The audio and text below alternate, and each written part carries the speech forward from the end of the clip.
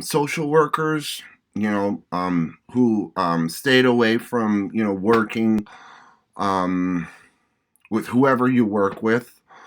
If you're working with them, then, that might be the medical field. And if you're a social worker, acting like, medicine, creating your own diagnosis, walking around the street saying, oh, I heard this because I read it on this fake internet where this American medical association told me, a social worker in Canada, once, and I believed him, and now I'm professing this Americanism.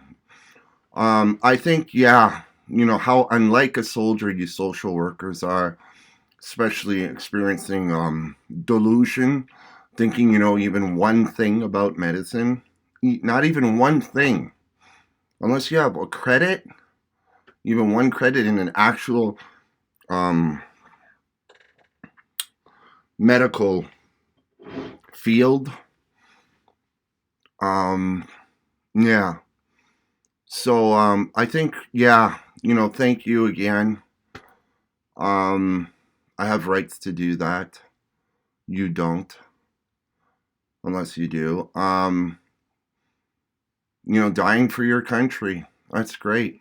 Because I think that up to 20% dying from the COVID includes social workers in the medical field, but for sure, people who shouldn't be, because it causes disharmony.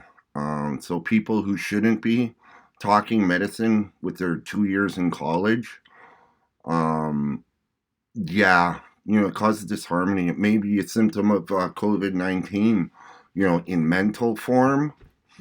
That's what I think a social worker would have if, she's doing anything. Usually she, because the government of Canada is supposed to be caring. So even a male social worker, you're supposed to call as a she kind of thing. But I won't get into the law of, how you're supposed to be.